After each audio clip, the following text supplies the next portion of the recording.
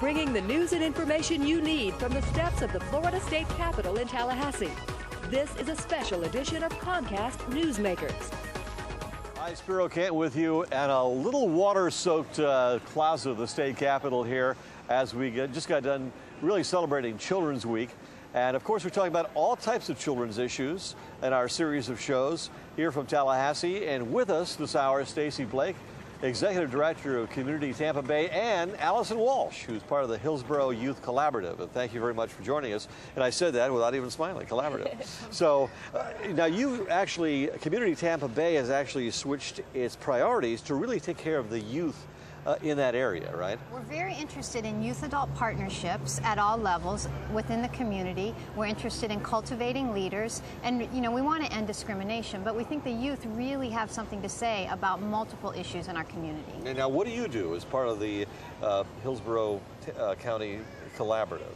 Hillsborough Youth Collaborative is funded by Community Tampa Bay as well as the Children's Board.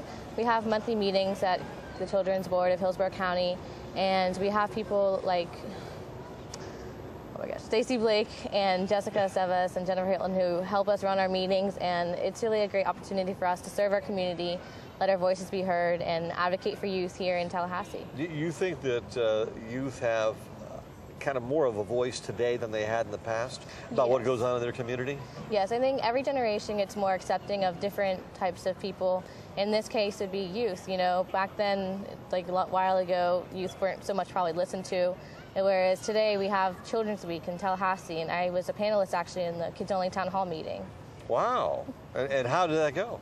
It was really interesting. I was the panelist for family-friendly neighborhoods, and that was something they hadn't really heard a lot about So I got to get one of the cards of one of the ladies afterward, and so now that's something we're going to discuss in one of their agendas on their meetings. Future attorney here, right? They did a great job. Now, one of the things I guess you take a look at is you're cultivating leaders like Allison here. I mean, you're actually putting together programs to help youth actually reach their potential. Absolutely. We actually had 6 students with us this week who spoke to the Children and Youth Cabinet.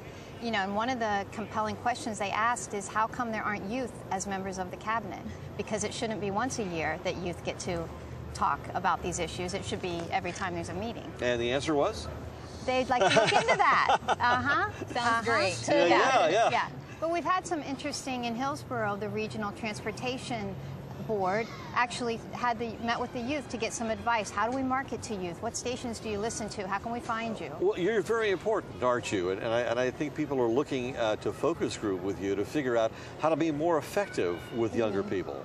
And now with the harsh economic times, people are looking for a way more to connect to youth and get more business. And with HART, especially Hillsborough area regional transportation, they're really looking for ways to incorporate youth into their clientele because they don't really see the bridge between their usual business and the teens. So they're looking for more teen-friendly advertising. One of the big things you do, Stacie, is you go into the schools. You start using the school children and school people, teachers as well, as far as how do we go ahead and go forward with this? What we're interested in with the schools is building a safe community so that every student can reach their highest potential. So when we work in the schools, we're doing programs that promote inclusion, respect, dialogue, because that way students can relate to each other that maybe someone they would have passed in the hallway yesterday, but now they can understand that's just someone else. Has this changed the way you look at other people in school? It definitely has. It creates an opportunity for you to be able to talk to anyone, regardless of their race, religion, ethnicity. It's not important. You get to see people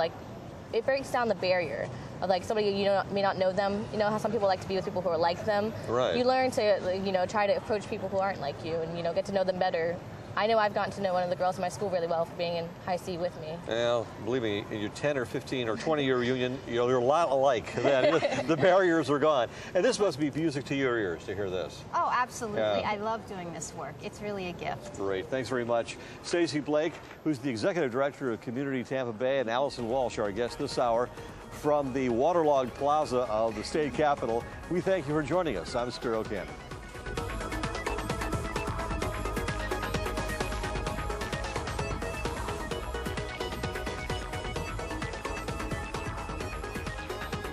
The preceding has been a special presentation of Comcast Newsmakers from the Florida State Capitol in Tallahassee. And now, back to CNN Headlines.